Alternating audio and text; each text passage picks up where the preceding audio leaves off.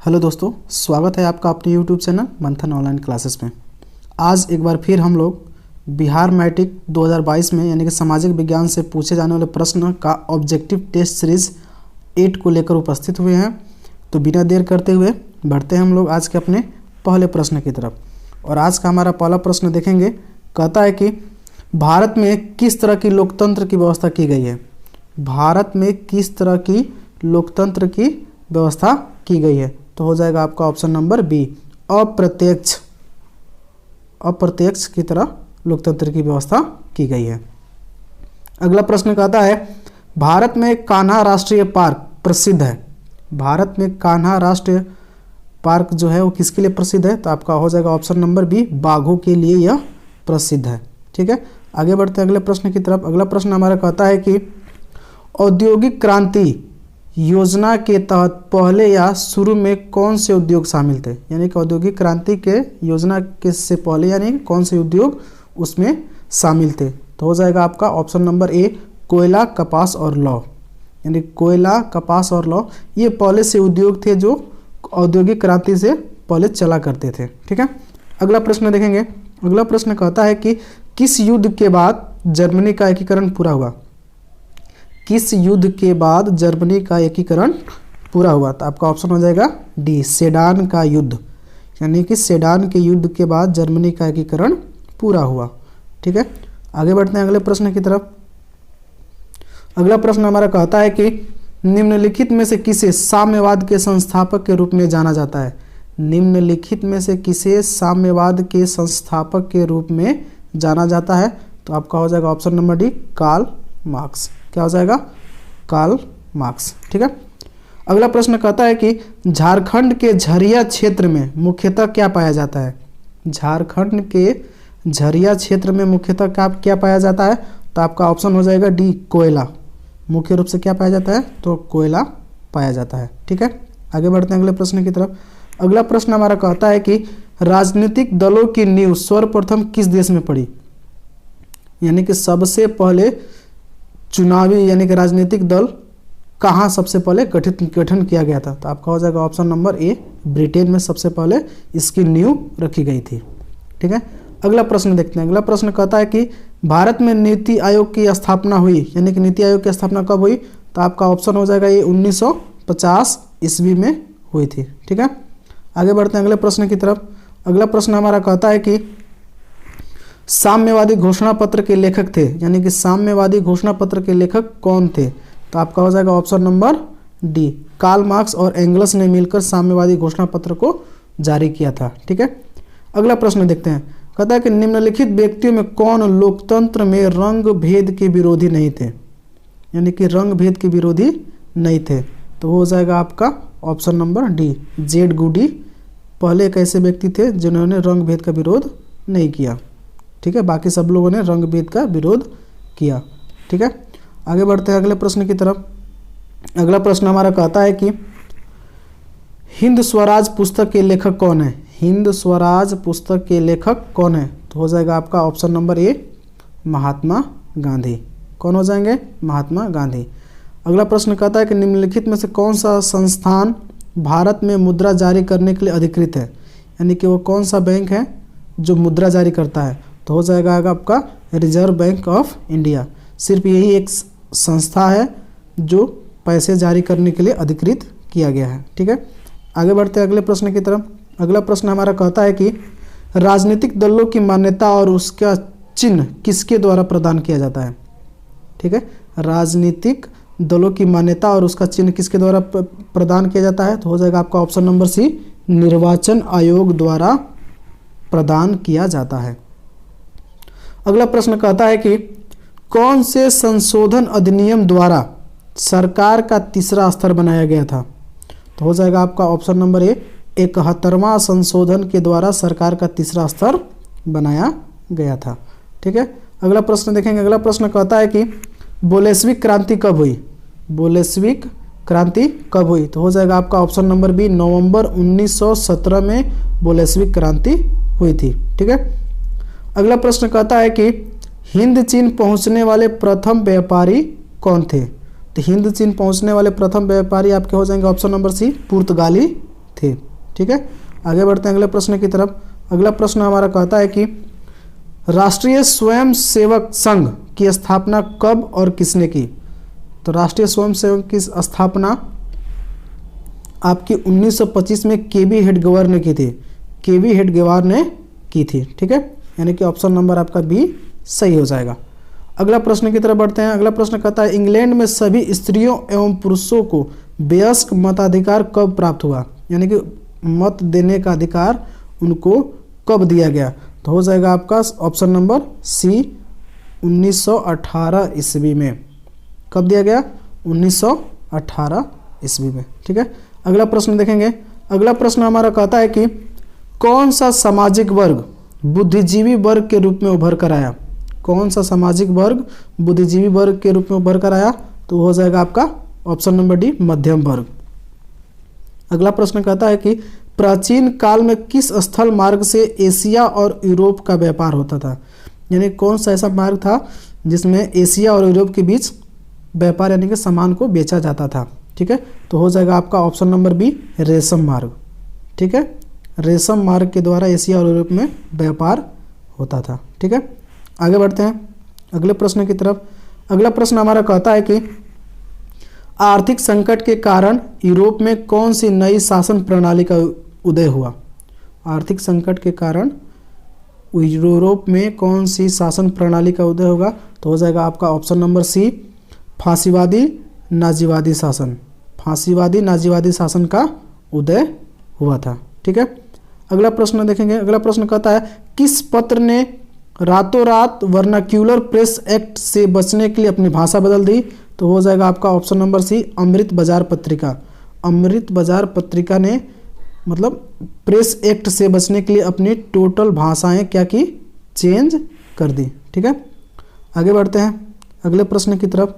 अगला प्रश्न कहता है कि किसने कहा मुद्रण ईश्वर की दी हुई महानतम देन है और सबसे बड़ा तोहफा है? ये बात किसके द्वारा कही गई है? तो हो जाएगा आपका option number B Martin Luther के द्वारा ये बात कही गई है। ठीक है, अगला प्रश्न कहता है कि सोपानी कृषि किस राज्य में प्रचलित है? सोपानी कृषि किस राज्य में प्रचलित है? तो हो जाएगा आपका ऑप्शन नंबर डी उत्तराखंड में। ठीक है, उत्तराखंड में ये क्या है? प्रचलित है। ठीक है, आगे बढ़ते हैं अगले प्रश्न की तरफ। अगला प्रश्न हमारा कहता है कि प्राणियों के शरीर में कितना प्रतिशत जल की मात्रा निहित होती है?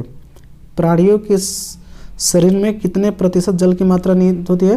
तो हो जाएगा आपका ऑप्शन नंबर सी लगभग 65% या 65% से भी अधिक होती है। ठीक है, अगला प्रश्न देखते हैं। अगला प्रश्न हमारा कहता है कि वन संरक्षण एवं प्रबंधन की दृष्टि से वनों को कितने वर्गों में वर्गीकृत किया गया, यानी कितने भागों में बांटा गया है? तो हो जाएगा आपका ऑप्शन नंबर बी लगभग 3 वर्गों में बांटा गया है। ठीक है, आगे बढ़ते हैं अगले प्रश्न की तरफ। अगला प्रश्न हमारा कहता है कि एक एनजीओ की वानिकी रिपोर्ट के अनुसार 1948 में विश्व में कितने हेक्टेयर भूमि पर वनों का विस्तार था? एक एनजीओ ने जो 1948 में एक रिपोर्ट जारी की गई थी उस समय कितने हेक्टेयर पर भूमि पर वन था? तो हो जाएगा आपका ऑप्शन लगभग 400 करोड़ हेक्टेयर में था 1948 के समय। ठीक है, अगला प्रश्न कहता है कि 1 टन इस्पात बनाने में कितने मैग्नीज का उपयोग होता है? तो 1 टन इस्पात बनाने में लगभग 10 किलोग्राम मैग्नीज का उपयोग किया जाता है। ठीक है, आगे बढ़ते हैं अगले प्रश्न की तरफ। अगला प्रश्न हमारा कहता है कि कोयले का सर्वोत्तम प्रकार कौन सा है? तो कोयले का सर्वोत्तम प्रकार हो जाएगा आपका ऑप्शन नंबर ए एंथ्रासाइट। क्या हो जाएगा? एंथ्रासाइट। अगला प्रश्न कहता है कि निम्नलिखित में कौन सा उपभोक्ता उद्योग है? निम्नलिखित में कौन सा उपभोक्ता उद्योग है? तो हो जाएगा आपका ऑप्शन नंबर सी चीनी उद्योग। चीनी उद्योग उपभोक्ता उद्योग कहलाता है। ठीक है, आगे बढ़ते हैं। अगला प्रश्न हमारा कहता है कि भारत अंतर्देशीय जलमार्ग प्राधिकरण का गठन किस वर्ष किया गया था? यानी कि भारत से जो अंतर्राष्ट्रीय जलमार्ग थे जिसमें नावों को ले जाने की दिशा निर्धारित की गई थी वो गठन किस वर्ष किया गया? तो हो जाएगा आपका ऑप्शन नंबर ए 1986 ईस्वी में किया गया था। ठीक है, अगला प्रश्न कहता है कि पाइराइट किस प्रकार का खनिज है? तो पाइराइट एक प्रकार का धात्विक खनिज है। ठीक है, आगे बढ़ते हैं अगले प्रश्न की तरफ। अगला प्रश्न हमारा कहता है कि 2001 की जनगणना के अनुसार बिहार की नगरीय आबादी है, यानी कि नगरीय आबादी कितनी थी? तो हो जाएगा आपका ऑप्शन नंबर सी 10 पॉइंट यानी कि 10.5% नगरीय आबादी थी। ठीक है, अगला प्रश्न देखेंगे। अगला प्रश्न कहता है कि संघ सरकार का एक उदाहरण है, यानी कहाँ संघ सरकार का एक उदाहरण देखने को मिलता है? तो हो जाएगा आपका ऑप्शन नंबर ए, अमेरिका में देखने को मिलता है। ठीक है, आगे बढ़ते हैं अगले प्रश्न की तरफ। अगला प्रश्न हमारा कहता है कि भारतीय लोकतंत्र में सत्ता के विरुद्ध जन आक्रोश किस दशक से प्रारंभ हुआ? यानी कि लोकतंत्र में जो था वो किसी के विरुद्ध जन आक्रोश कब शुरू किया गया था? तो वो हो जाएगा आपका ऑप्शन नंबर बी 1970 के दशक से इसकी शुरुआत हुई थी। ठीक है, अगला प्रश्न कहता है कि चिपको आंदोलन निम्नलिखित में से किससे संबंधित है? तो चिपको आंदोलन निम्नलिखित में से पेड़ बचाने से संबंधित है, जो आगे चलकर शराबखोरी और आर्थिक शोषण का भी इसी के तहत, यानी कि चिपको आंदोलन के ही तहत इसकी भी आवाज़ उठने लगी। लेकिन चिपको आंदोलन जो संबंधित है वो है पेड़ बचाने से। ठीक है, आगे बढ़ते हैं अगले प्रश्न की तरफ। अगला प्रश्न हमारा कहता है कि ताड़ी विरोधी आंदोलन निम्नलिखित में से किस प्रांत से शुरू हुआ? यानी कि ताड़ी का विरोध कौन सा ऐसा राज्य था जहां से इसकी शुरुआत की गई? तो हो जाएगा आपका ऑप्शन नंबर सी, आंध्र प्रदेश से किया गया था। ठीक है, अगला प्रश्न कहता है कि राजनीतिक दलों की नींव सर्वप्रथम किस देश में पड़ी? तो राजनीतिक दलों की जो सर्वप्रथम नींव थी वो हो जाएगा ब्रिटेन या ग्रेट ब्रिटेन से पड़ी थी। ठीक है, आगे बढ़ते हैं अगले प्रश्न की तरफ। और अगला प्रश्न हमारा कहता है कि गठबंधन की सरकार बनाने में महानतम संभावना किस प्रकार की दलीय व्यवस्था में रहती है? यानी कि कौन सी दलीय व्यवस्था है जिसमें गठबंधन की सरकार बनाने की व्यवस्था निहित होती है? वो हो जाएगा आपका ऑप्शन नंबर सी, बहुदलीय व्यवस्था होती है। ठीक है, आगे बढ़ते हैं अगले प्रश्न की तरफ। अगला प्रश्न हमारा कहता है कि निम्नलिखित में से कौन सा राष्ट्रीय दल नहीं है? निम्नलिखित में से कौन सा राष्ट्रीय दल नहीं है? तो हो जाएगा आपका ऑप्शन नंबर सी, लोक जनशक्ति पार्टी, जो राष्ट्रीय दल नहीं है। ठीक है, अगला प्रश्न कहता है इनमें से किस देश में मिश्रित अर्थव्यवस्था है? यानी कि कौन सा ऐसा देश है जहां मिश्रित अर्थव्यवस्था लागू है? तो हो जाएगा आपका option number C, Bharat. Bharat एक ऐसा देश है जहां मिश्रित अर्थव्यवस्था लागू है। ठीक है, आगे बढ़ते हैं। अगला प्रश्न हमारा कहता है कि इनमें से कौन सा पिछड़ा राज्य या किसे पिछड़ा राज्य कहा जाता है? तो जब भी पिछड़े राज्य की बात आएगी, अगर आप उसमें ऑप्शन आपका आता है बिहार, तो आपका बिहार सही हो जाएगा। ठीक है, बिहार एकदम सबसे पिछड़ा राज्य कहलाता है। ठीक है, अगला कहता है कि शेयर बाजार का नियामक संस्था है, यानी कि शेयर बाजार का जो एक संस्था है वो कौन सा है? तो हो जाएगा आपका ऑप्शन नंबर बी, सेबी। क्या हो जाएगा? सेबी। इसको कहते हैं SEBI, यानी कि सेबी एक ऐसी जो शेयर बाजार को देखरेख करती है। ठीक है, आगे बढ़ते हैं अगले प्रश्न की तरफ। अगला प्रश्न हमारा कहता है कि इनमें से कौन सा संस्थागत वित्त का साधन है? इनमें से कौन संस्थागत यानी कि संस्थागत है जो वित्त यानी कि पैसे देने का कार्य करता है? तो हो जाएगा आपका व्यवसायिक बैंक। और बाकी जितने भी है व्यापारी, रिश्तेदार या महाजन, वो संस्थागत नहीं है, वो आपके एक फिक्स डिपॉजिट कर लेते हैं और उसके अनुसार आपको पैसे कर्ज के रूप में देते हैं। ठीक है, अगला प्रश्न हमारा कहता है कि भारत की वित्तीय राजधानी किस शहर को कहा गया है? तो भारत की वित्तीय राजधानी आपकी हो जाएगी मुंबई को कहा गया है। ठीक है, आगे बढ़ते हैं अगले प्रश्न की तरफ। अगला प्रश्न हमारा कहता है कि इनमें से कौन एक बीमारू राज्य नहीं है? इनमें से कौन एक बीमारू राज्य नहीं है? हालांकि एक नहीं, इसमें दो है। बीमारू राज्य 4 राज्यों को मिलकर बना है, जिसमें से आपका हो जाएगा बिहार, मध्य प्रदेश, राजस्थान और आपका लास्ट वाला आता है यूपी, यानी कि उत्तर प्रदेश। क्या आता है? उत्तर प्रदेश। और बाकी जो है कर्नाटक और उड़ीसा, ये दोनों आपके क्या है? बीमारू राज्य नहीं है। तो कई जगह क्या होता है, उड़ीसा ही देता है, कर्नाटक दे दिया है, तो कोई बात नहीं। लेकिन बिहार, मध्य प्रदेश, राजस्थान और यूपी, ये 4 ऐसे राज्य जिनको बीमारू राज्य कहा जाता है। बाकी जितने भी ऑप्शन आते हैं वो क्या है? सब के सब गलत हैं। ठीक है, अगला प्रश्न कहता है कि वैश्वीकरण के मुख्य अंग कितने हैं? तो वैश्वीकरण के मुख्य अंग आपके हो जाएंगे 4 हैं। ठीक है, अगला प्रश्न देखेंगे।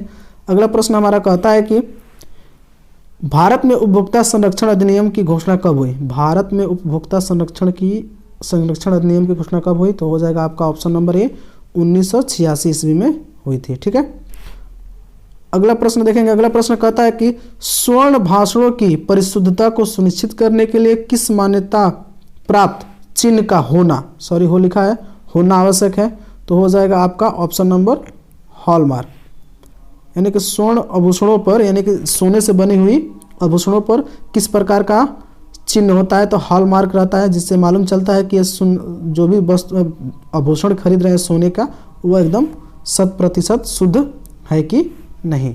ठीक है, अगला प्रश्न देखेंगे। अगला प्रश्न हमारा कहता है कि निम्नलिखित नदियों में से किसे बंगाल का शोक कहा जाता है।